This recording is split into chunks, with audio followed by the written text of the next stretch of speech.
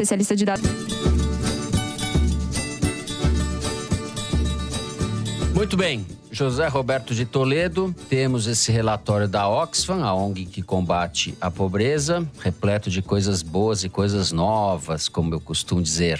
A desigualdade cresceu no mundo durante a pandemia. Há dados curiosos também sobre o Brasil. Eu não sei se você quer começar com os dados globais ou abordando o caso brasileiro. Fernando, o que eu queria falar é sobre a tendência geral e depois a gente desce talvez por específico. A tendência geral é que a pandemia, ela beneficia os mais ricos. 1% mais rico ficou mais rico e os 99% mais pobres ficaram mais pobres. E isso globalmente e no Brasil também.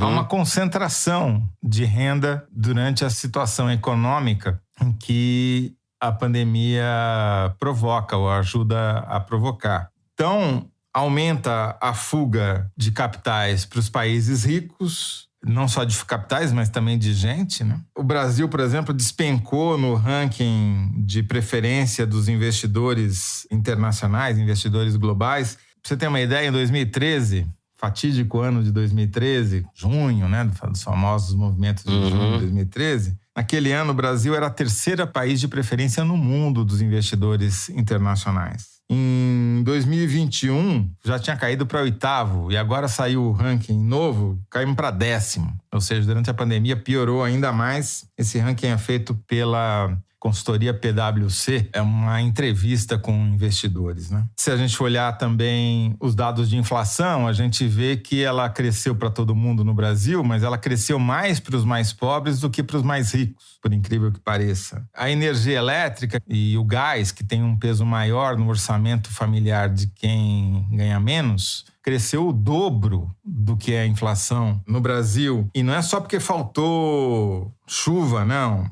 mas é também porque o lobby das empresas termoelétricas privatizadas é fortíssimo, né? E elas não foram desligadas. Depois que ligaram uma vez, não desligaram nunca mais, ou raríssimas vezes, né? O capital busca segurança em tempos de crise. Então, qual é o destino principal do capital durante a pandemia? Estados Unidos disparado, 41% dos investidores, depois a China e depois a Alemanha.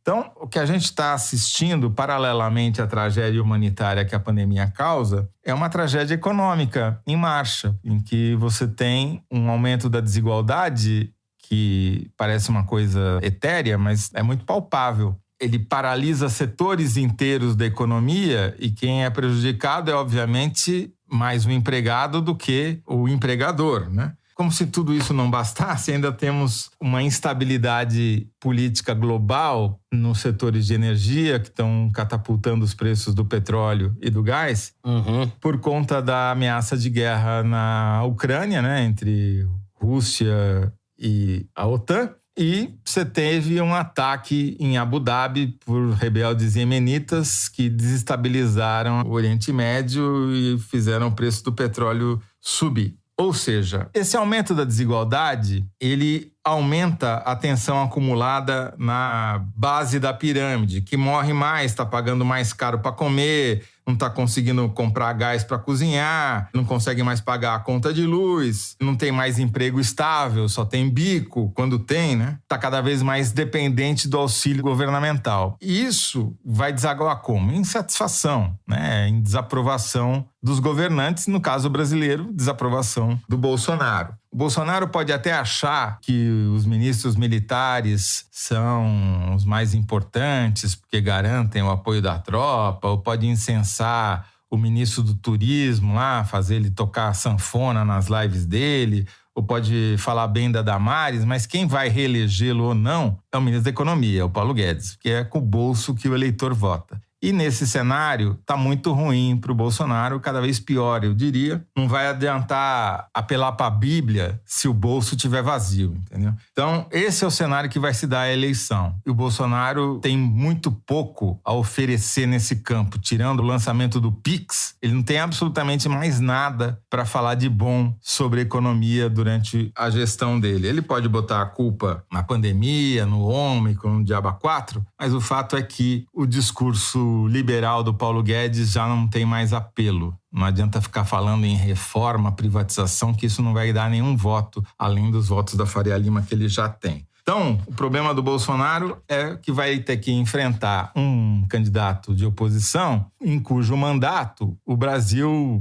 ou por mérito dele ou por mérito da explosão dos preços das commodities na época, o que quer que seja, a memória das pessoas é que foi o período de maior prosperidade da vida delas, prosperidade econômica. Então, esse é o grande dilema do Bolsonaro e esse é um dos grandes legados dessa pandemia. O aumento da desigualdade e a piora da situação econômica, de alguma maneira, vão politicamente criar o cenário no qual essa eleição vai ser disputada. Pode parecer à primeira vista que isso é ótimo para a oposição, mas vai ter consequências que a gente ainda vai mencionar no terceiro bloco, né? Vamos mencionar. Eu acredito que o Bolsonaro, apesar disso tudo que você falou, continua sendo um candidato competitivo, pelo menos para chegar ao segundo turno. Mas vamos discutir isso no próximo bloco. Bom, para continuarmos com o Bolsonaro, ele está sendo pressionado em relação à perda de renda do funcionalismo. Existe uma pressão, uma bomba relógio aí, e você apurou coisas a respeito, né, Thaís? O presidente tem que sancionar até sexta-feira, de 21 de janeiro, o orçamento, e teve que recuar na antevéspera da promessa de aumento para policiais e outros agentes de segurança que causaram protestos e ameaça de greve do alto funcionalismo, né, da elite do funcionalismo, que essa semana já fez uma paralisação em Brasília, alguns protestos esvaziados pelo país. São aqueles que estão no topo da pirâmide, no Brasil, no topo da pirâmide geral, não só do funcionalismo, que estão tentando reaver suas perdas que a inflação e congelamento do funcionalismo causaram, né? Auditor da Receita, analista do Banco Central. E nesse meio tempo, ao mesmo tempo, o Estadão revelou que o Procurador-Geral da República tinha usado 79 milhões de reais de sobras orçamentárias, dinheiro que era para ter sido investido em melhoria de infraestrutura da Procuradoria, do Ministério Público de forma geral, compra de equipamento. Por uma questão de prazo, esse dinheiro não foi usado e ele investiu em bônus salariais para procuradores que, entre eles, um recebeu quase 450 mil reais em dezembro. O José Robalinho Cavalcante, que foi presidente da Associação Nacional dos Procuradores da República e fez oposição ao próprio Aras, quando ele tentou, nas suas duas eleições, para comandar o Ministério Público. Como é que é o segundo nome dele? Robalinho. Coisa mais linda. É de roubá-lo. Vem de roubá-lo. Não preciso falar peixe. nada.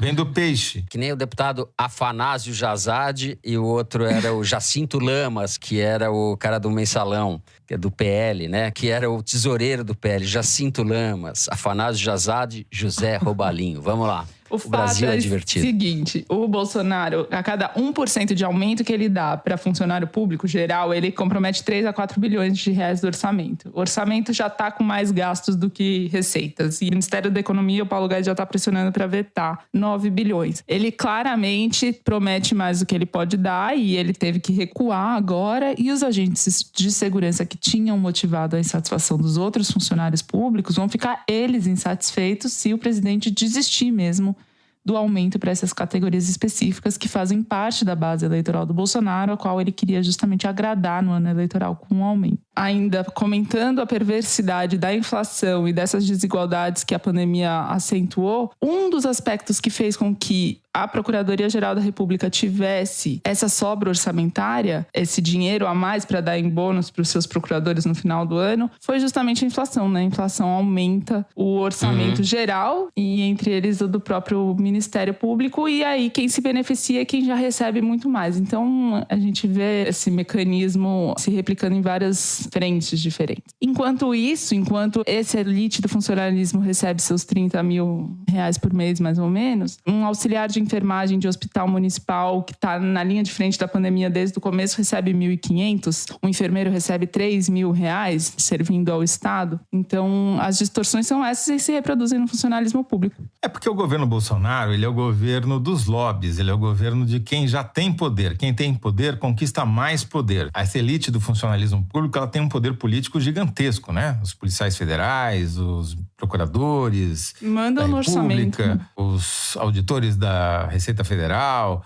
os técnicos do Banco Central, são funcionários excelentes, de carreira, tem todos os méritos, porém, eles concentram a renda, eles não distribuem a renda, tá certo?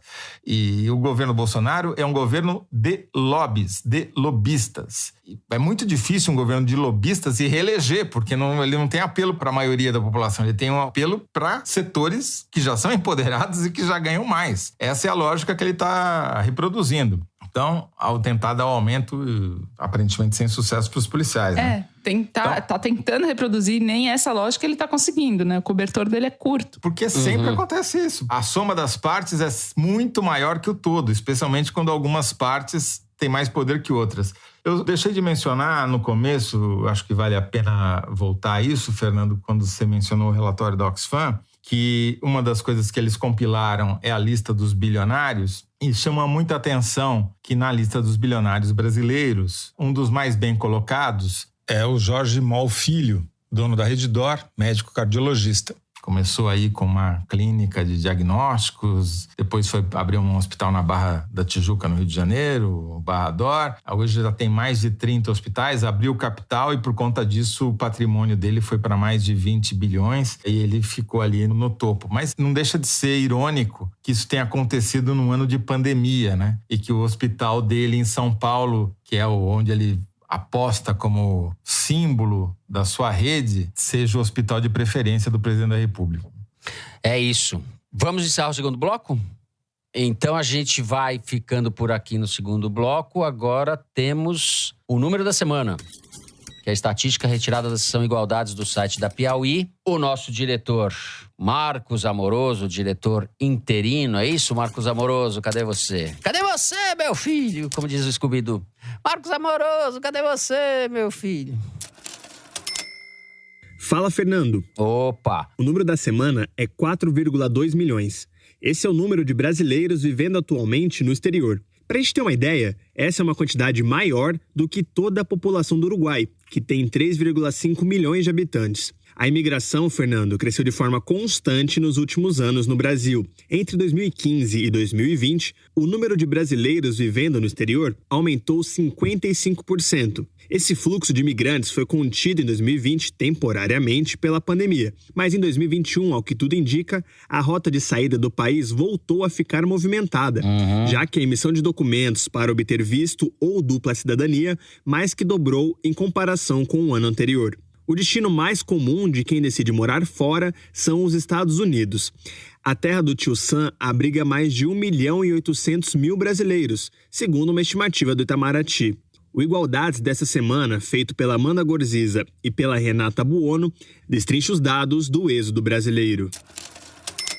É engraçado, né? Se a gente tem uma Curitiba nos Estados Unidos e o número de brasileiros em Portugal dobrou entre 2016 e 2020. Coitado dos nossos patrícios. É impressionante, de qualquer forma, o Uruguai fora do Brasil, e a gente sabe, dentre esses brasileiros, cientistas, etc., como já foi muitas vezes reportado por vários veículos. O que está acontecendo também agora em países da Europa, e acredito nos Estados Unidos, mas eu sei de casos de Portugal, é a volta de alguns brasileiros que não estão conseguindo se sustentar em euro. Eles ganham em real e vivem lá há algum tempo, mas não estão conseguindo pagar o aluguel, fazer as coisas básicas, porque com a depreciação do câmbio, a vida deles ficou inviável. Então tem isso também. Acho que não sei se é uma tendência numericamente significativa, mas esse movimento existe. Eu estava falando com uma pessoa que mora lá e que falou que tinha 3 pessoas que moravam em Portugal perto dele, que ele conheceu, brasileiros que moraram lá há algum tempo, que estão voltando porque não conseguem viver em real na Europa. Enfim, de qualquer forma, é estarrecedor esse dado do êxodo brasileiro.